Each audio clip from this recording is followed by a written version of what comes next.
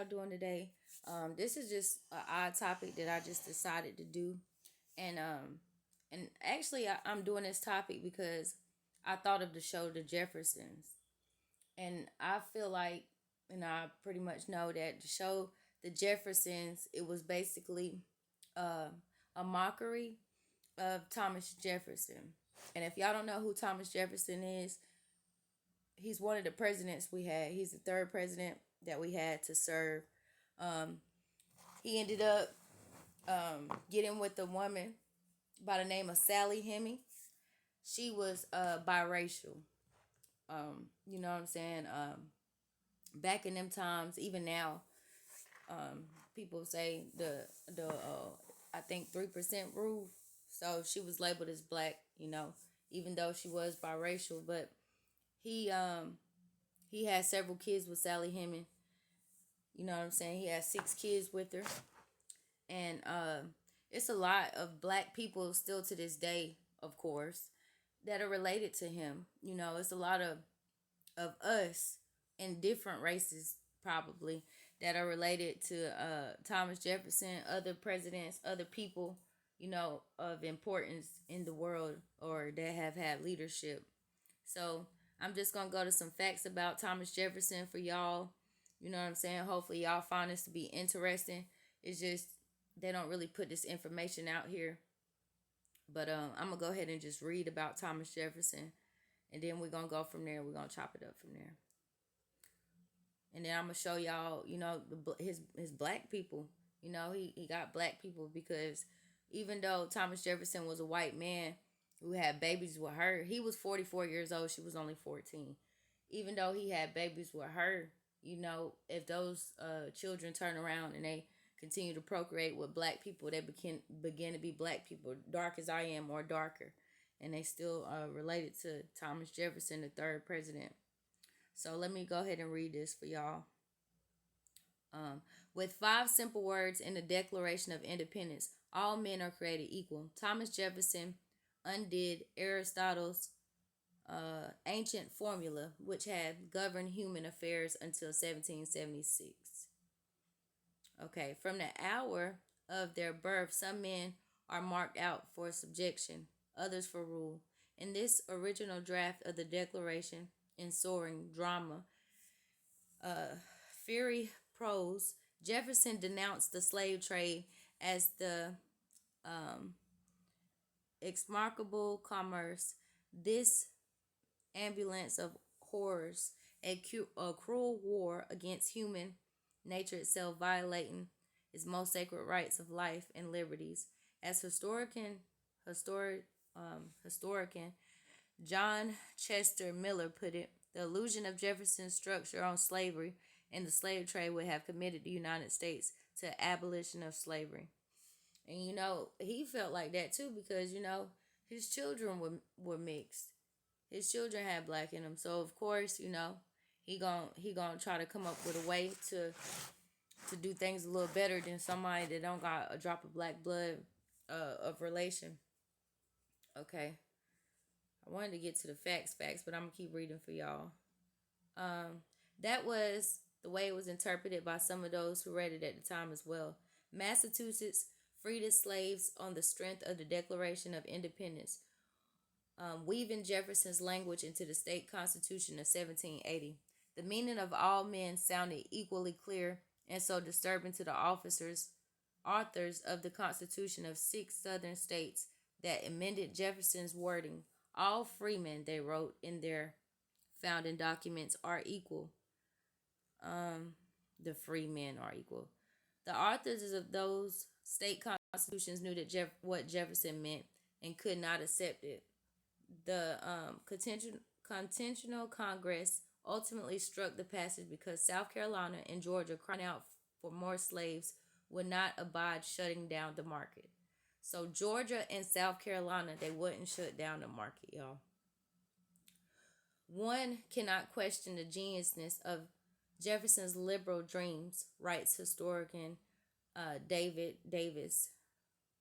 He was one of the first statesmen in any part of the world to create measures for restricting and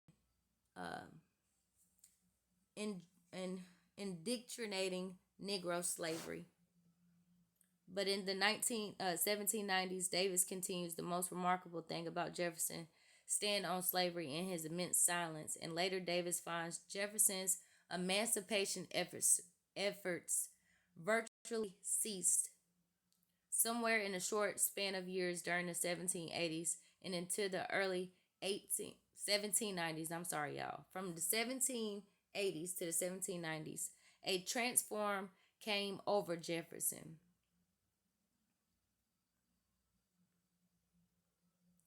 So I'm not even gonna keep reading this. I'm really gonna get to my main point, and that was like Sally Hemmings. I want to show y'all her. I'm gonna show y'all him. I'm gonna show y'all their descendants. Okay, so I'm just gonna go ahead and show y'all the descendant real quick, so y'all don't, you know what I'm saying, lose interest in my topic. Binge watching the ocean, crushing on your favorite character, tuning in to the people you love. With Hilton, you'll find moments to keep replaying. Right. New memories. Hilton. These ads, y'all. It's our first series, My Life Out Loud, where we let people. When I first learned about Houston, I'm a news anchor here. So this Thomas Jefferson people right here, if y'all can see this man. 3 rambunctious little Laniers, and I am the husband to my beautiful college sweetheart, Chandra. I am the 6th great-grandson of President Thomas Jefferson and the enslaved woman Sally Hemmings that lived on his plantation. When I first learned about my family's history, I was just a kid. My mother, I guess, instilled in my brother Sean and I the importance of knowing who we are and being strong in the belief of who we are and don't let other people define us. And so that really helped with the belief of who I am and who my ancestors are and not to be swayed from the truth. When we first started meeting with the Jefferson and Hemmings family together at Monticello, we've grown to accept and love each other as family. We've come together. Okay, so I'm gonna stop there for y'all. What Monticello is it's a place that was built by slaves, you know, and the Jeffersons, you know, which is the white side of the family, or the majority of white side of the family.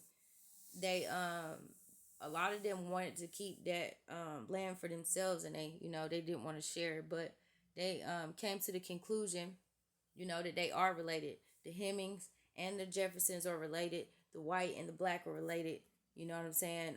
No matter how dark one is or how light, or, but I'm gonna also show y'all the Oprah Winfrey show, because this was the first time I heard about it. So Sally Hemmings, Oprah.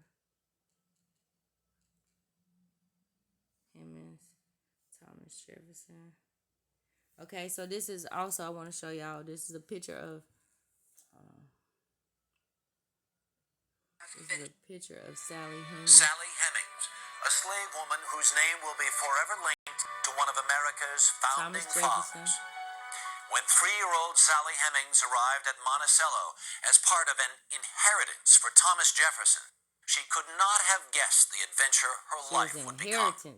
But when we examine Sally's life and the difficult choices she made, we are forced to focus less on the possibility of a romantic relationship between man and woman, and more on the disturbing dynamic between slave and master. Yeah, an adult and non-adult. She was a mother. She was a slave woman. She was an African-American woman who did the best she could for her children. This is a picture she would have to find a way to live as best she could, which tells me that she had to be a very strong woman. The story of Tom and Sally is the longest-running miniseries or soap opera in American history.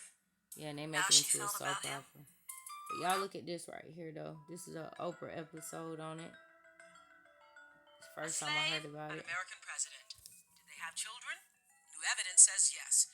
Thomas Jefferson is my great-great-great-great-grandfather. Even in the 3rd grade, I could say he's my great-great-great-great-great-grandfather. After generations of controversy, Our side of the family has been trying to hide this for years. black and white descendants of Thomas Jefferson meet for the first time. How do you feel now about the other side of the family? They are also related to Jefferson. Surprise! They're on the black side of the family. Now, what has happened since this was revealed? Few people have called with my children. But you know what though? All my children. Coming up I next. also would add, this isn't just white and black.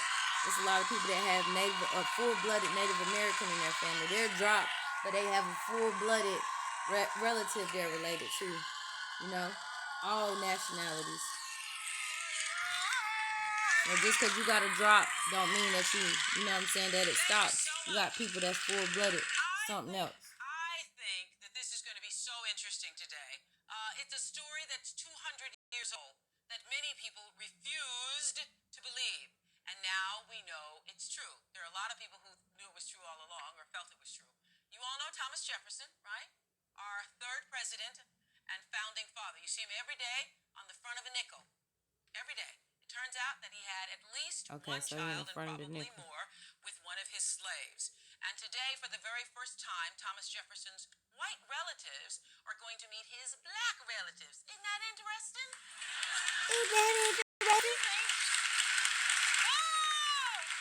Oprah, I got love for you. I'm not trying to take no shots. Sex scandal returned to the headlines with news of scientific proof now. Well, we know we've all heard of DNA. DNA evidence that has confirmed that Jefferson's sexual liaison with a woman named Sally Hemmings, a woman he owned. Before we meet Sally Hemmings' descendants, I want you to meet Lucian Truscott and his sister Mary. Now, they are direct descendants of Thomas Jefferson and his white wife, Martha, correct? Mm-hmm. Yeah. Now, have you ever been asked to prove this? Never. And in fact, one of the ironies about this is that the only proof... I'm going to go ahead and stop that there. If y'all want to see that on y'all own time, it's the Oprah Show, Thomas Jefferson, Sally Hemmings. They got both sides there. Matter of fact, I'll just go ahead and fast forward a little bit. I showed y'all the white side. Now I'm going to show y'all the black. Then I'm going to get to some more history facts. Now with the Samsung Galaxy Z Fold 3 on Verizon 5G, there's no more fear of missing out. Download a movie on the go. So now you've been validated big time. I think I have. I feel good. I feel good for the family. So I knew it was going to take that, but I did the best in my book she to show related how to historians Thomas could come Jefferson. to the same conclusion on their own, but could not for reasons that I think are apparent. What does this all mean, though? I see, I did Beloved, and I understand how a lot of people, when I did that, the question was, why do you want to bring this? And show us other people. For the suffering my family caused your family so many years ago. Oh, for wow. such a long time. And in saying that, I know that we have... And... I don't know. Well, at the time of the Monticello sale auction, I mean, she was in those days a woman, and it past 20 was old pretty much, and she was not valued for very much. Yeah, I keep slave documents and slave inventories, which I think they're going to put in the screen right now. I have a lot of these myself, just to remind myself of where I've come from. I come from a people who were once owned, and it's just amazing. Some of the when a slave is listed for $300 or $200, or in the case of some of the men and women who are listed for $800 or up to $1,000, then those would have been younger, more able to work. $1,000 is a lot now. Imagine how much it was back then. Association nervous is if you admit that we have all of these cousins, then you're going to have to be in the room with people that your relatives own. Exactly. And there's a great deal of nervousness among white people about that. And I think that Why? Because it means taking the blinders off. Yeah. We have basically had generations of blinders Well, on. I would like America to take the Generations blinders of off. We blinders live in a on. country where less than 150 years ago, people of color were owned. And they just were owned. That just is a fact. I don't understand why we're in such denial about that. It's easy to say that, these might have been people that my family owned.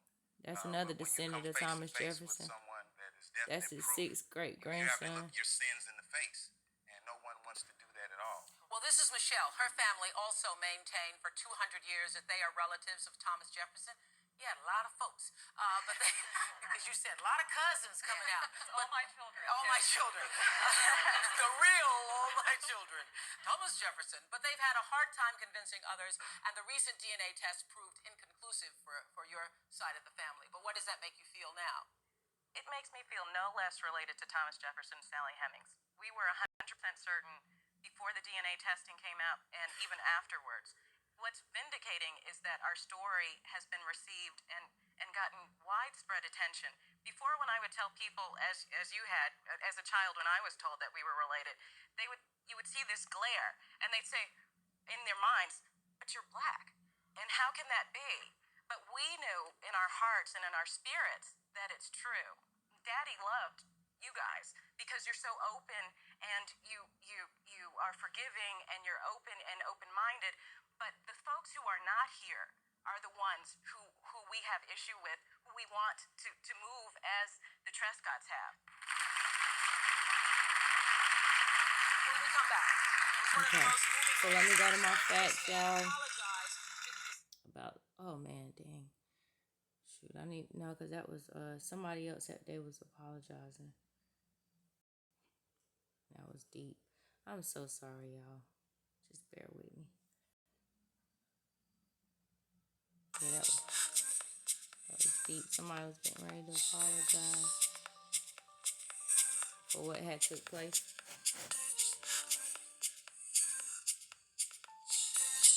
Bear with me, please. We was growing up. We wanted to be like young boys in the grade. As long as we got my Stop vision, seeing your this brain is ad. easy. Yes, stop the ad. Relevant. Okay, go. The descendants of the slaves who were owned by his family, and now there's a new twist. He found out that he too has black relatives that he never knew he had. We'll hear about that when we come back. Back in a moment.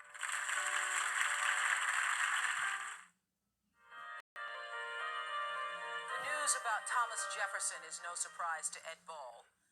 He was here not long ago to apologize to the descendants of slaves who were owned by his family. Take a look. Katie's grandmother, Bright Maw, they call her, was a slave who was owned by the ancestors of Edward Ball. What did you want to say today, Edward? I want to say that I'm sorry for the suffering that my family caused your family so many years ago and for such a long time. And in saying that, I know that we haven't reached the end of the journey.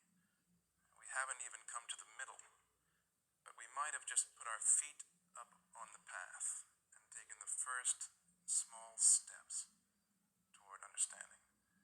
I ask your forgiveness. And we are very forgiving people. So Ed did not expect to find relatives when he set out on his search for the descendants of the slaves, but this is May and Carolyn, who are Ed's cousins. How's that happen? Ed, how did that happen? How'd you find them? Or they found Well, they found me. Carolyn wrote me a letter. Dang, they May's cousins, mother that's called crazy, me, y'all. And they That's had family crazy. tradition that their ancestors included Ball family men. And So let's do, like I said, a little bit of history about Thomas Jefferson and Sally.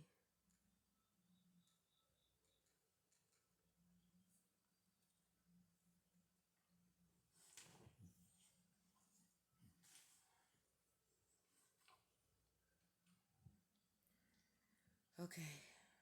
Thomas Jefferson was born in July 4th. Oh, July the 4th. So that's why, is that why we have Independence Day? He was an architect, a musician, diplomat, a lawyer, a philosopher, founding father of the United States, third president from 1801 to 1809. John Adams was his vice. I showed y'all a picture of him already. I really want to do something about Sally Hemmings. Let me see if I can find something on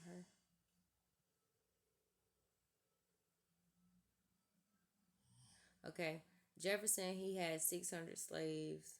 Sally Hemings was a mixed enslaved woman and his late wife's half sister. Wow. His late wife's half sister. According to DNA evidence from surviving descendants and oral history, Jefferson's fathered at least 6 children with Hemings, including 4 that survived to adulthood. Evidence suggests that Jefferson started a relationship with Hemings when she was 14 and he was 44. She got pregnant by the time she was 16. Independence Day is because of Thomas Jefferson. In 1826 it started. So I'm gonna do a little bit of, matter of fact, about Hemmings right quick, and then I'm gonna just go ahead and end this video. It's pretty long, drawn out. So like I said, I'm gonna do something about the sister Sally Hemings.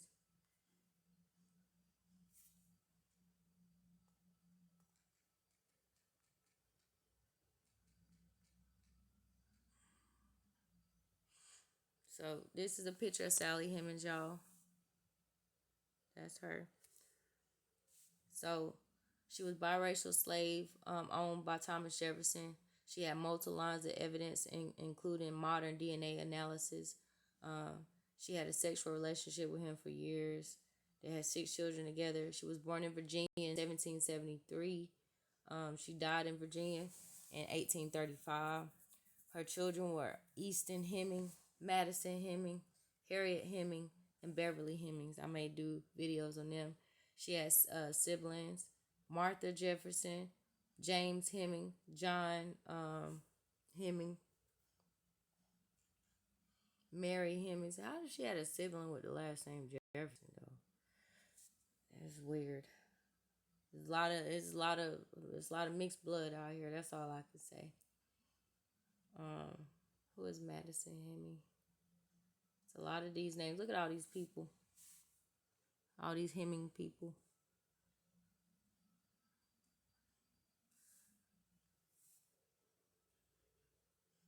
You know, but all of them look biracial or white, or, you know, biracial or white they look like. So let me see if I can find a little documentary on her on YouTube for y'all.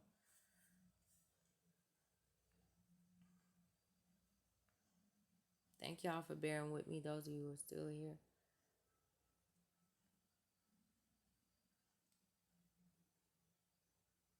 I've been trained specifically to do a certain type of work. Sally did have one advantage that many slaves did not. She was raised by her mother and grew up with her siblings. Sally. One of the things that I think challenged many people was the whole idea that their children would grow up without knowing who they were. I think that the important thing for someone like Sally Hemings would have been that she would have been part of a family. Sally was able to work side by side with all her brothers and sisters, and perhaps her greatest influence, her mother, Betty. These years were busy ones for the master of the plantation as well. Long before he became president, Thomas Jefferson was shaping the American Revolution. In June 1776, the 33-year-old wrote the Declaration of Independence in Philadelphia. His first draft. All right, y'all. So I'm gonna go ahead and end this video. I feel like it's enough information out there. If y'all want to see or hear anything else, y'all can do the research on your own. Appreciate you for viewing.